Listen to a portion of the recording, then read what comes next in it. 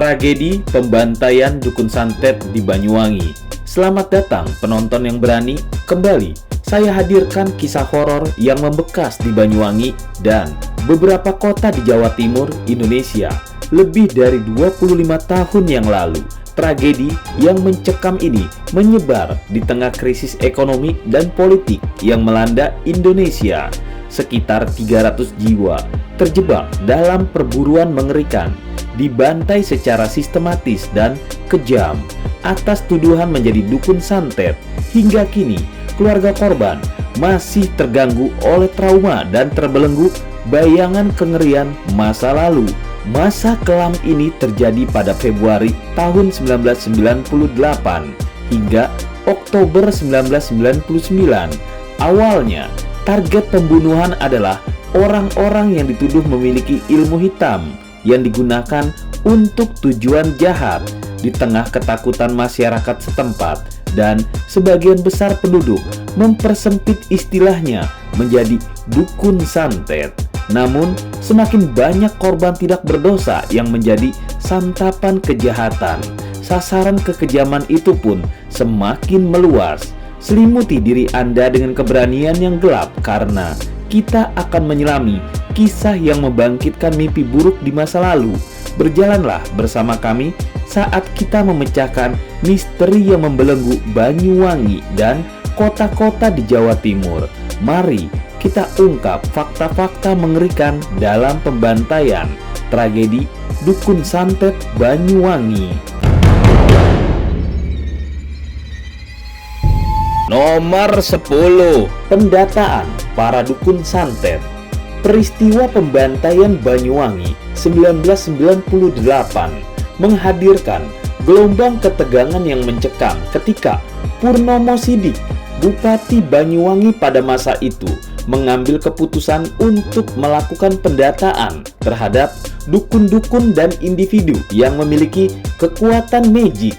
Radiogram yang dikeluarkan pada 6 Februari 1998 menjadi pemicu mengerikan yang menyebarkan rasa takut ke seluruh jajaran aparat pemerintah, mulai dari camat hingga kepala desa. Pendataan para dukun santet ini sebenarnya adalah upaya untuk mendata ada berapa banyak dukun di daerah tersebut, di kampung tersebut, atau berapa dukun di wilayah tersebut. Karena saat itu jumlah dukun santet atau orang-orang yang memiliki ilmu hitam sangatlah banyak.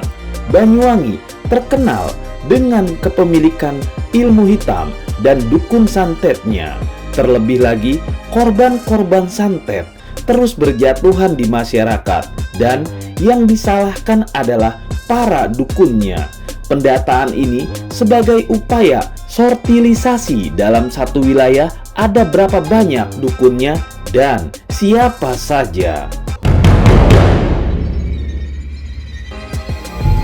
Nomor 9. Kebocoran informasi data dukun santet. Sejatinya, pendataan yang dilakukan di Banyuwangi bertujuan untuk memberikan perlindungan kepada individu yang diduga sebagai dukun santet. Namun, nasib berkata lain. Radiogram yang berisi data orang-orang yang diduga memiliki kekuatan magic tersebut justru mengalami kebocoran dan jatuh ke tangan sekelompok orang yang tidak bertanggung jawab. Kebocoran informasi ini mengubah tujuan mulia pendataan menjadi ancaman yang serius. Data-data yang seharusnya dirahasiakan dan digunakan untuk mengendalikan situasi malah berakhir di tangan pihak yang tidak bertujuan baik. Identitas dan status individu yang terdaftar sebagai dukun santet pun menjadi terungkap, meninggalkan mereka rentan terhadap tindakan penindasan dan pembalasan dari masyarakat yang tidak puas atau yang pernah terkena santet, baik itu keluarganya atau para tetangganya dan sanak familinya. Penduduk atau siapapun yang mendapatkan informasi ini menjadi marah, terutama orang-orang yang keluarganya pernah menjadi korban dukun santet. Gelombang pergerakan pun bangkit dengan emosi yang meluap-meluap berdasarkan data para dukun santet yang tertera di sana. Posisi mereka yang selama ini tersembunyi kini sudah diketahui jati dirinya. Inilah saatnya membalaskan dendam atas kematian sanak famili dan saudara-saudara karena ulah santet.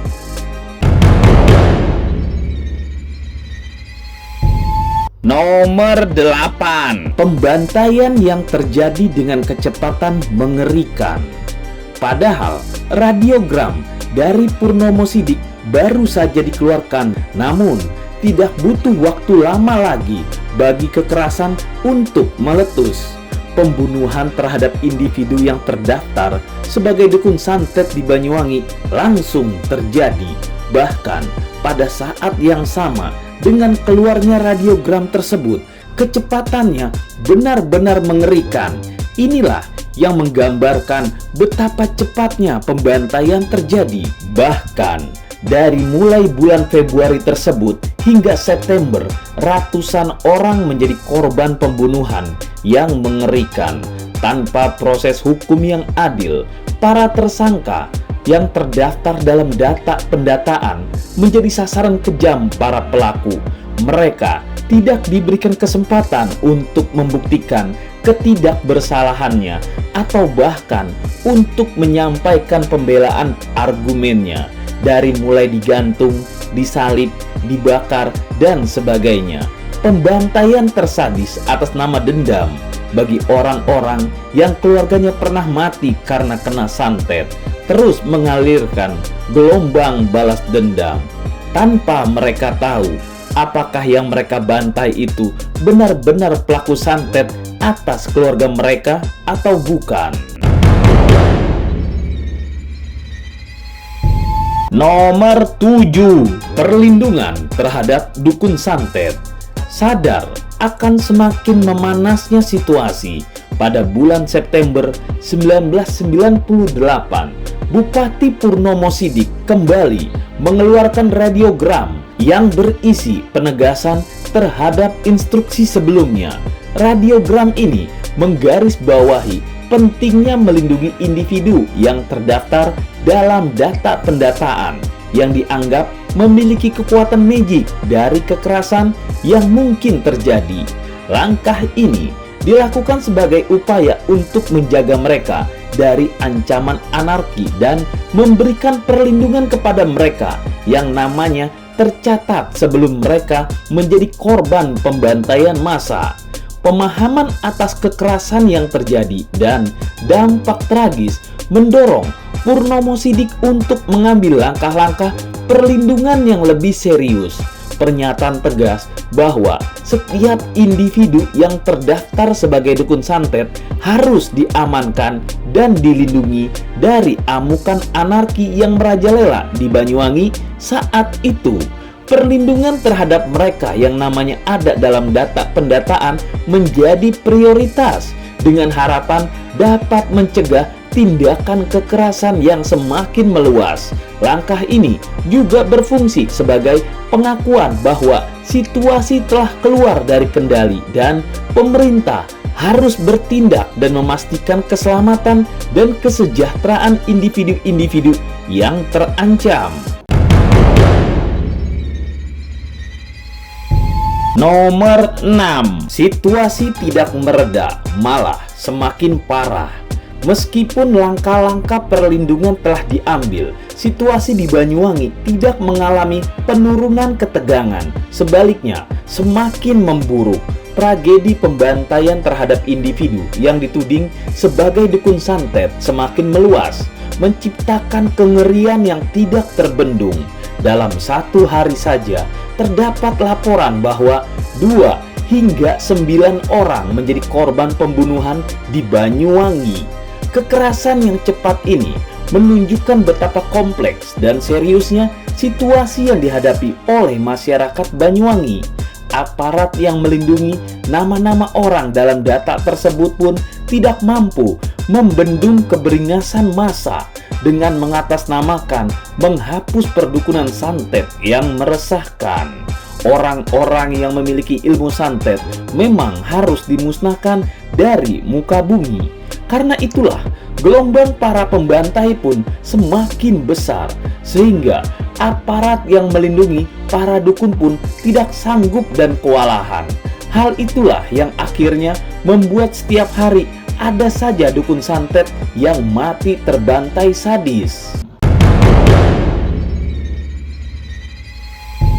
Nomor 5. Menyasar kalangan santri dan kiai. Pembunuhan yang keluar dari data.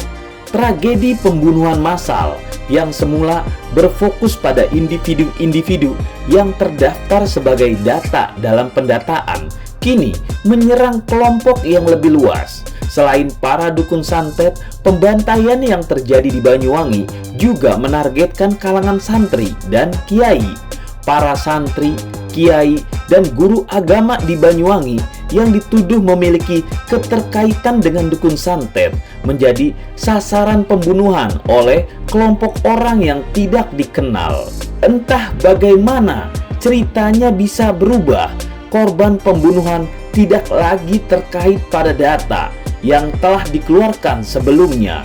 Keberadaan mereka dalam kalangan santri dan kiai menunjukkan bahwa pembantaian ini telah meluas dan meningkat menjadi ancaman serius bagi mereka yang dianggap memiliki keterkaitan dengan kekuatan magic. Tindakan kekerasan yang menyasar kalangan santri dan kiai menciptakan dampak yang mendalam dalam komunitas keagamaan di Banyuwangi. Mereka yang seharusnya menjadi pilar spiritual dan pengajar agama malah menjadi korban pembantaian tanpa alasan yang jelas. Nomor 4. Dari dendam santet berubah ke politik. Pembunuhan yang menargetkan kalangan santri, kiai, dan guru agama ini mulai dikaitkan dengan motif politik. Maijen TNI Joko Subroto, Pangdam 5 Brawijaya, pada saat itu mengungkapkan bahwa pembunuhan yang terjadi antara Februari sampai Juli kemungkinan memang memiliki latar belakang motif kebencian terhadap dukun santet.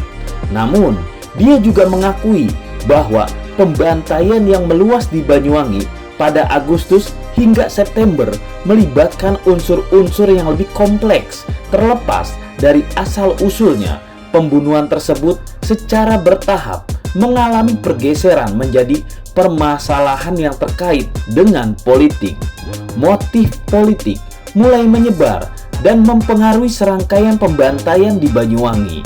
Peristiwa ini menunjukkan bahwa di balik dendam santet yang mungkin menjadi pemicu awalnya, terdapat kepentingan politik yang tersembunyi yang turut memperkeruh situasi.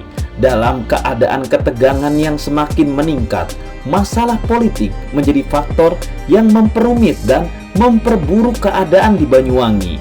Masyarakat menjadi terjebak dalam perangkat politik yang berperan dalam mendorong dan memperpanjang pembunuhan massal. Motif politik ini membawa implikasi yang lebih luas dan kompleks terhadap masyarakat, memperdalam perpecahan dan ketidakstabilan yang ada saat itu. Nomor 3. Tahun tumpang tindih politik dan pembantaian.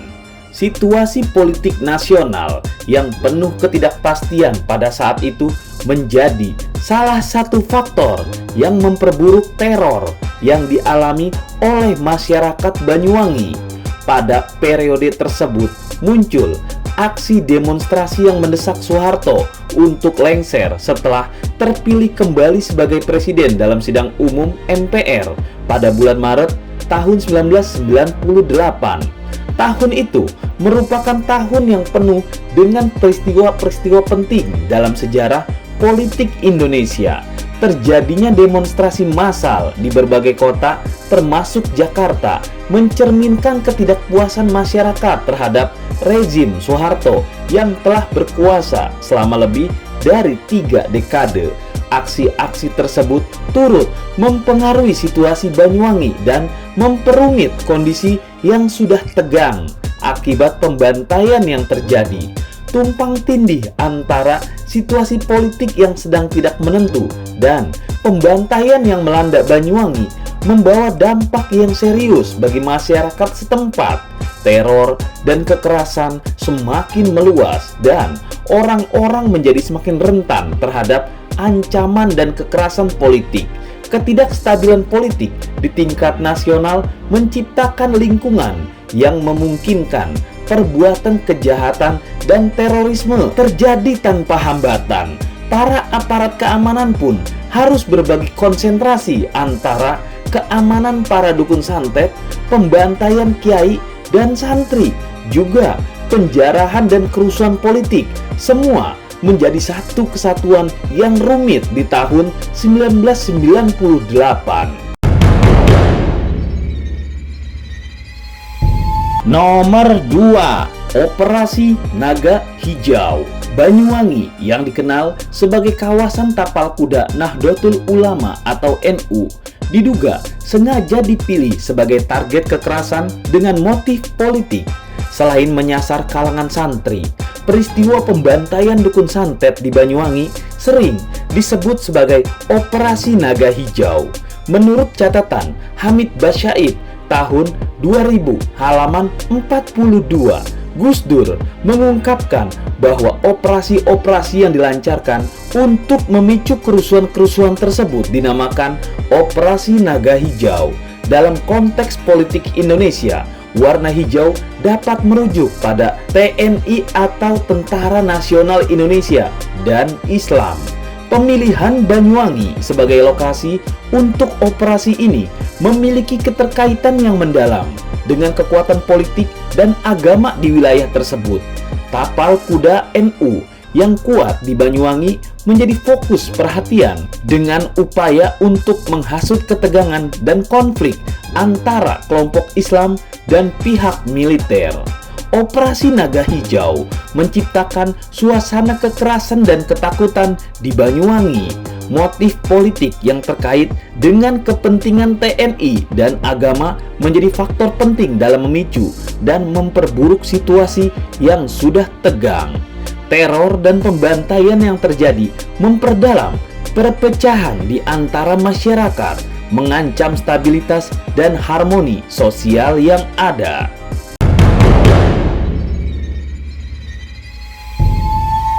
Nomor 1, total korban ratusan.